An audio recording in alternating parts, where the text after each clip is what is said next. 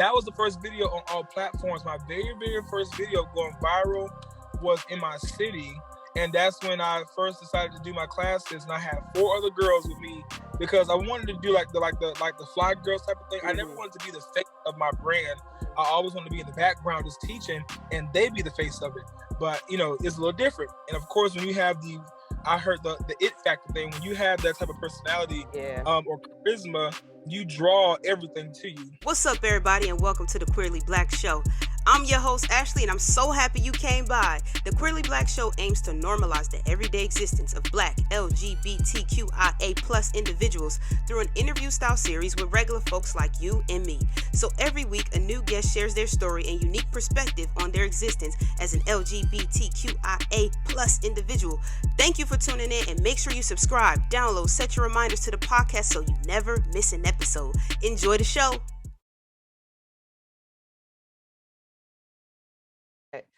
Welcome back to another episode of the Queerly Blax Show. I'm your host, Ashley. I'm joined today by somebody who for sure doesn't need an introduction in this space. We got CJ the trainer today, y'all. CJ, we going behind the scenes with CJ the trainer, y'all. Celebrity twerk coach, man. CJ, tell the people about yourself. What's going on, y'all? I don't think I really did an introduction, but my name is CJ the trainer, celebrity twerk and bounce fitness coach. I am from Jacksonville, Florida, and I cannot tell you where I resided because some of y'all are trying to come find me. So we're gonna leave and get stuff. Not hit us. Not got to hit us. You know what it's giving. It's giving all the good vibes over here. Yes, sir. Yes, sir. All right, man. So look, let's go back to the beginning, right? So we obviously know you are, you're the celebrity twerk coach. People know what to come to you for in terms of that. But let's go back to before today, right? When you were growing up, what was your first encounter with your sexuality? So for many, they have this period of coming out and stuff like that. I never had that. I never had a moment where I had to come to my parents oh, I'm gay. I never had that type of stuff.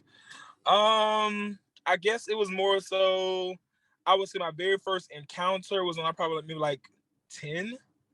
And my best friend was the very first person I may have had an experiment with, if I really want to, dive into that part. But I don't really know what my very, very intense encounter was with my sexuality. I do know I've always been this way as far as the outgoing, bubbly personality, the outspoken. I was always the dancer. So at any party, baby, I was in the middle of the circle bopping ass right. That was my thing. I didn't care. I never cared about what somebody had to say about me. Of course, we grow up, kids always, they say what they want to say, but bitch, I'm grown now, and and now they want to be my team. So it's a little different now. I'm saying, they see what I'm doing and who I'm interacting with, stuff like that. But I've never had a coming out moment. I never had that. Never did. I know me and my mom. Yeah, I guess when you're 7, 8 years old and someone calls you gay, you don't really know what gay is. Yeah. Until you experience what gay is, and then you understand what it means to be homosexual and stuff like that.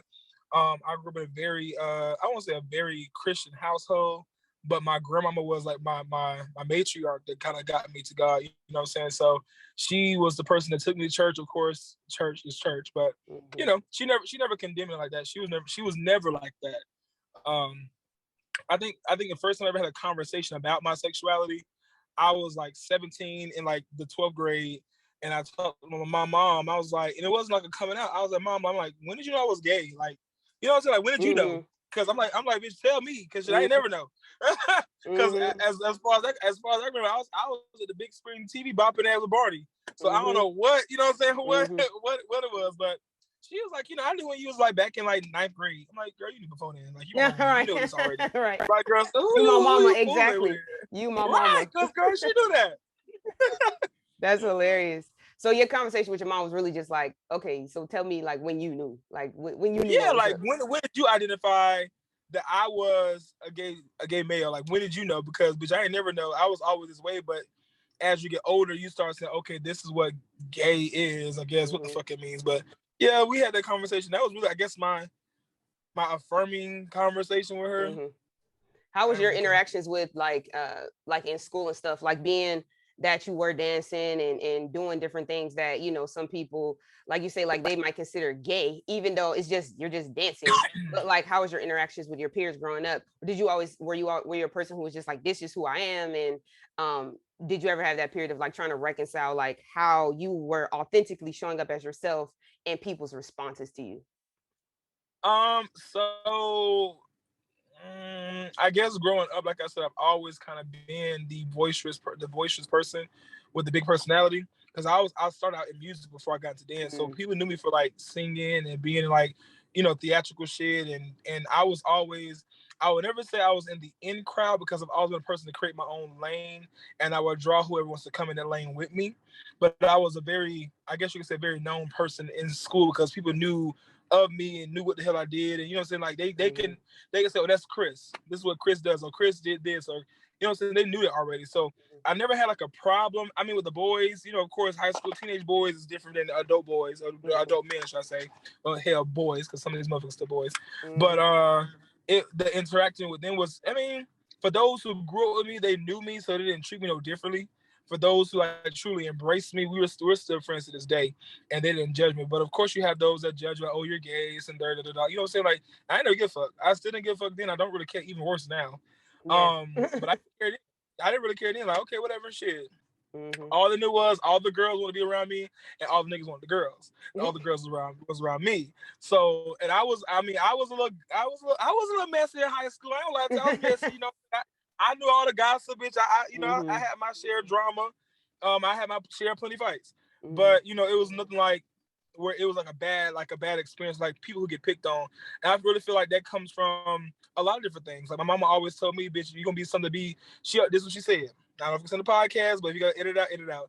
She said, somebody call you a bitch, say I be your bitch, but call me Mr. Bitch. And your mama a bitch. Like that's how my mama always taught me to be. So she always said, hold your head up high, baby, whatever the hell you is. And I guess what I was. So I didn't stray from that at all. And I really just took that into today's life. Yeah, no, that's dope. I mean, having supportive parents like makes all the difference, because you know, I won't say it starts supportive. at home. So meaning you didn't have that you know, stereotypical kind of Bible beating, but I did situation. no, but I did. Okay. I had parts of that, but my mama, like I've had my share of shit with my parents, but my mama was never like the person to intentionally down me. Like I'm sorry, that mix up. I got you. Okay, she never like intentionally down me and like that. She didn't do all that. I mean, she had me have her own personal things that she did with her own in her own space, but she never came out like, oh son, you're this, that, and that. Like she never did all that. She always been like, hey, you know what I'm saying? Whatever the hell you're gonna be that. Yeah. But over time, she had to grow into her words. That makes sense. Yeah. Okay. Yeah. So she said it, but she didn't. The way she was acting wasn't necessarily lining all the way up with it. I got you. Right. Yeah. That makes sense. So when did you become? When did you know or kind of have that first moment of like, I want to dance for a living. Like I want to do this as like. Well, that wasn't really, and that's a good question. That wasn't really like my first thought. I got into dance because my dad ended up passing away when I was 19 at the age of 38. And he died from brain aneurysm due to his high blood pressure. So I went through depression. And so I started going to the gym and not eating, which was not a healthy weight loss, but I lost a lot of weight because I was just not eating. And I was just like, or I would eat bare minimum and just go to the gym because that was my outlet. And so I end up going to these Zumba classes at first. And the Zumba classes, because again, I always dance coming up, was something I was just accustomed to. And I just became very in tune with that type of lifestyle dance. And I realized I became more happier with just expressing myself in dance because music, everything I heard musical wise would make me feel like I was sad again because of the passing. So no matter what type of music it was, I'll just get sad. So music just kind of like doled me out for a second. That's when I kind of started the whole dance fitness like walk, I guess you could say, or path. You know, going down dance fitness was just through Zumba. So you started posting just like videos online and then kind of went from there, or did you start teaching classes and then just started sharing it publicly? Well, I was a student first, I'm a big believer of always being a student first. So I was a student first, and no, I didn't post. Back in that time, I mean, I say like I'm old as hell, but like 10 years ago, Instagram wasn't the thing. Yeah, it was Facebook, and it was tag. You know what I'm saying? Like it wasn't Instagram. It was, and so Facebook was my thing, and I really didn't post too much on Facebook because I wasn't too into the social media lifestyle like that. I was still very much in person. So through skating, like people see my skate videos. I've been skating since I was 7. So skating was something I did. I never really thought about recording stuff. And I just started like learning under people. It wasn't until I moved to Orlando with my job and ran into my old dance teacher, dance physics teacher that inspired me to start my own shit. Yeah. Nice. Yeah, that's dope. And then you blew up. Do you remember the first video that like of yours that like went viral? That first moment? But that wasn't the first video. That was not the first. That was the first video on all platforms. My very, very first video going viral was in my city. And that's when I first decided to do my classes. And I had 4 other girls with me because I wanted to do like the fly girls type of thing. I never wanted to be the face of my brand. I always wanted to be in the background just teaching and they be the face of it. But it's a little different. And of course, when you have I heard the it factor thing, when you have that type of personality or charisma, you draw everything to you. You know what I'm saying? Because people love good vibes and good times. So, the girls was great. We went viral in my city. And that was my very, very first viral video that I did in the city. And then the next viral video was of me in New Orleans. A year later, while I was at work, I went viral in New Orleans. That goes down in NOLA. And it goes down, boy. I was in Bourbon Street for the first time. I was rocking and shaking, baby. And that video hit 1 million views. I think it just hit 1 million views this year. It's still circulating. That's funny as shit. And then my class video went viral on Lil Bootsy reposted my video back in 2018 of my class, and that class video went viral. He called me the finesse of the year, and that was in the blogs. He was like, "This nigga is like a." He said I'm a what is this? He said I'm a genius to have a job where I can watch ass shake all day. That's what he said. That's the most crazy shit. And I remember that day my best friend called me. She was like, "Lil Bootsy reposted you." I said, "Where?" Like at this time I was just getting into Instagram and stuff like that. I'm like, "Where did he post me at? Like, what you mean?" And she told me her baby daddy was upset because the Bootsy reposted me. I'm like, "Okay, well, fuck him anyway." But whatever. Yeah. But that was my second viral. The video that everybody saw with me on the couch was like my third viral video. But that was like the game changer video because that was like, what the fuck? Like this nigga really like that's really what it was. Like that's the one that everyone saw. That touched all platforms. Like that was the okay, bitch, take it and run. You got some real, it's going down. That's it. What was your first celebrity call? Lizzo. Lizzo was my very first. Now in the midst of going viral, of course I've had encounters with like Jessica Mez. Jocelyn said she wanted to battle me. She'll sit me down. Girl, I didn't see her. My who was it? Big Frida. Who else was it that reached out to? I can't remember. It was a couple like of big celebrities that I was admiring at the time that reached out to me when I went viral. My very first like call was with Lizzo. And she hit me up. So after that video went viral, I went on my second tour. That was my second tour. My first tour I broke even after going viral in New Orleans. But it was my second tour. And I was moving out to actually I moved to Texas. I was moving to Texas and I came in for my first class, and the second class when I started the weeklies, her best friend, which I didn't not know her best friend, came to one of my sessions. And then Lizzo ended up writing me in on Instagram, was like, "Hey, I'm coming to Texas for rodeo." Because she's from A-Leaf. I was in Houston at the time. And she was like, "Hey, I'm coming to Houston for rodeo. I want to do a session with you." I'm like, first and foremost, bitch, I screamed. Yes. I'm like, "Bitch, this isn't a motherfucking Lizzo, bitch." Girl, I screamed so bad. I'm like, "This isn't a motherfucking Lizzo." But it really was Lizzo. And that was right before COVID hit. Yeah, nah, Lizzo's lit. We saw her for New Year's this 2021 or 20 coming into 2022. We saw her in Vegas. Crazy lit show, crazy show. I think I want to go to one of her shows and do like a VIP package, whatever. Mm. Because I haven't seen her since 2020. That was the year. Yeah. I ended up going back on tour, and it was like, you know, after I had tested negative for COVID, because I had got COVID for the first time. Mm. And went back on tour, was going out to LA for the first time. Again, my very first time in LA. It was a lit class, but you know, I always want to get established. So I drove across country, went to Vegas to see my homeboy, first time in Vegas. It was my first time on the West Coast at all. I never went past Texas. So I was so excited, but I was nervous because I had never driven across country before. Mm-hmm.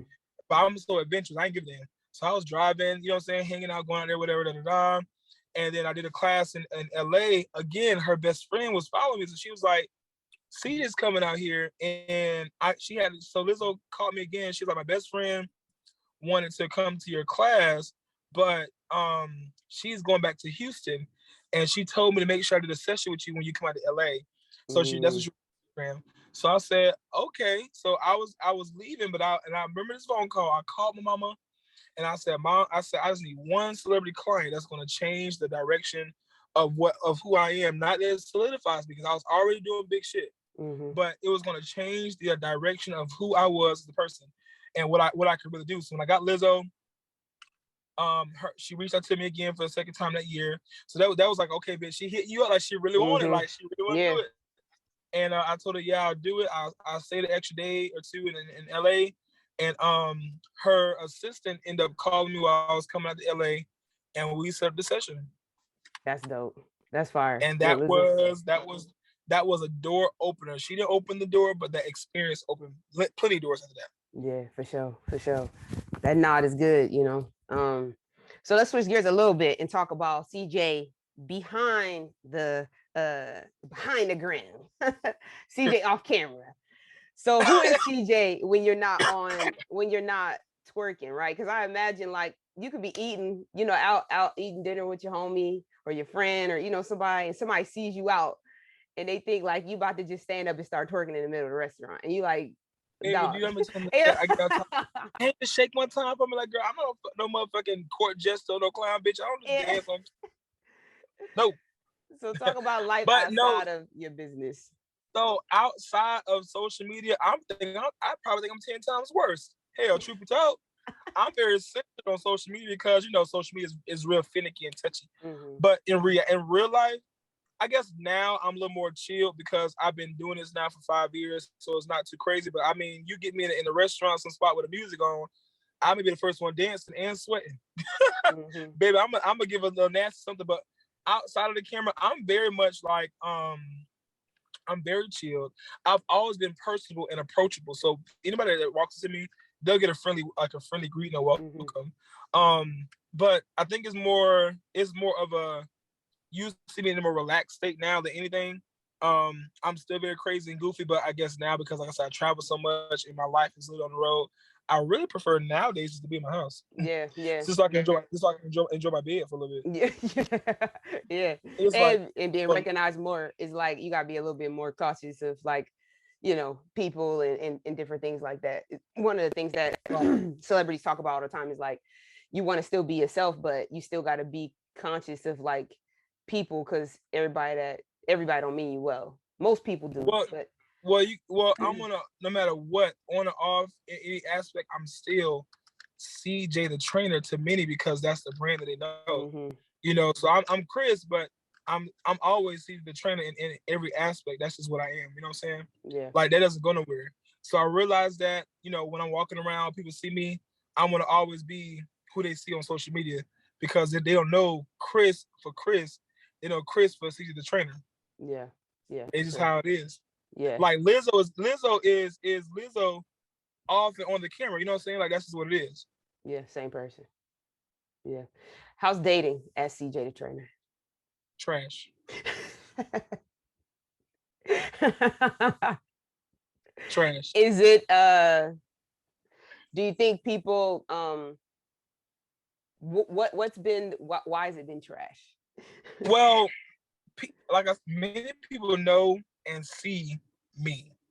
So you know how it is in this community. I'm gonna say I'm gonna keep it G how it is. Yeah, 100%. It's over sexualized. So people see me and sorry, my damn nose ring is aggravating. People see me and at first if they don't remember me, they're like, I know you from somewhere. Like, okay, shit, here we go, bitch. God damn. Ain't you that gotta be? Yeah, that's me. Oh my God. And I'm like, oh my God. Like it's either I get a fan or I get someone who's been trying to like get with me just to get with me. Like, like I don't let everybody in my space. So it's like I'm very like picky of who's around me. And I gotta also, it's like it's extremes because I gotta weed out who's there to get to know me versus who's there to just sex me. That makes sense. Like, it's the most that's the most, nice way to say it. Or more, or fetishize or some like, something that, something that's not a pure intended thing. Yeah. Right. Of course. Yeah. That's what I look at. Yeah. So how do you do that? I think because one of the things I think I love about you is that you're very much a man, right? And but you twerk. And that's you know what I'm saying? And so I think that people can get confused about, what's up. But I love that you maintain your masculinity even in twerking. I think I have a very good balance of feminine and masculine energy. And I think what most men forget is that we all derive from a woman, regardless of wherever the hell we come from. So there is a natural sense of femininity to a certain point in them, or even sensitivity. But a lot of men, especially gay men, ostracize someone that's really tapped into their feminine side. And they become like, oh, well, you're just too gay. But I've had people like come to me and they're like, I didn't think that you were like this type of person. I'm like, well, you just know me from social media, just shaking my ass. But in reality, bitch, I've been on fought your ass real quick. Like you don't realize that. Like, I'm not one of them. I'm really like, I'm a grown ass. I mean, one day I went to my homeboy house, and of course everybody knew me for dancing at the clubs like that, so they didn't know how it really was. So I come in the house, you know what I'm saying, shaking it, They turn to Mortal Kombat with my favorite games. I'm like, bro, give me a motherfucking 6, I'll beat all your ass in here real quick. They go like, nigga. I'm like, what? He was like, you scared the fuck out of me. I said, what you mean? He's like, you a whole man. I said, yes. Nigga, I'm a grown ass man. Don't let the ass shaking fool you, bitch. I'm a grown old man. Like I'm a grown ass man. Yeah. But yeah, people can easily misconstrue social media for reality. I'm like, social media is my job. You know what I'm saying? That's a job. Like when you go to your job and clock in every day, that's your job. And we all have a demeanor, even though that part of me is me on a regular day basis. It's a little more amplified on social media because that's just me. It ain't fake. Like I'm not gonna change. If you talk to me offline, it may get an even more aggressive side because like, bitch, I may cuss your ass out just because you're my friend. Right. Like like that's how I am. Like my best friend, my close friends, they all get cussed out on a daily. But that's my love language. Like, bitch, you gonna call me. You know what I'm saying? Like we talk. Yeah. But people don't realize, like they really misconstrue social media and they think that that's your overall personality. And like, no, nigga, these shorts and crop tops and tight ass shirts and thongs, bitch, just cause I keep myself together is just the aesthetic of CJ. But in reality, bitch, I'm gonna say it like this, my nuts hang low. Nigga, and I barely wear drawers, bitch. So it ain't you can catch me in sweatpants, t-shirts, and slides every day. Just if anything. Or my brand. I wear my shirt. Yeah, definitely. Always rocking the brand. Talk about having friends in this business. I love you and Big Sexy. That is like, I love what y'all do together, just supporting each other, being in partnership, both, showing that you can do the same things, but y'all do it your own way. And you can still, y'all rock together so hard, and so talk about partnership and working together with people in this business. Yeah, it's very hard. And having, a brand, a personal brand, is very much a business. And I think that's something that I think people could benefit from understanding is that like it is, a brand and it is a business, It is a business if you make it a business. Working or making friends in this industry, in any industry, especially entertainment, is hard. Because we live in an era where clout is everything. People want clout more than they want longevity or relationship. And I've always been a relationship, type of person. So I don't really collab with everybody. I don't work with everybody on purpose. If I don't feel like you can bring to the table what I bring to the table, then it's never gonna work because I'm not gonna always pull the Lego shit. But Big Sexy, Father Flex has been my friend since I was 2021. 2021. I lied. 24. I met Big Sexy like maybe like 4 years ago at a Pride event when I was first going viral. Someone booked us. They booked me, Big Sexy, and Saucy Santana before he blew up too. And we were all there on the stage together, and I met him there, and we just kicked it off. Like we saw you on social media when I went viral, and at this time he was still like blowing up too. But we had like a little competition, and it was one of those things we just kept in contact. But we didn't really get too close back then. It's just been over the past 2 years we got really close, and he's a really good friend. He's a good encouraging individual. I love how he supports everybody, but I think the solidified part of our relationship came when his page went down, and I'm like, bitch, we're gonna get this shit back the fuck up.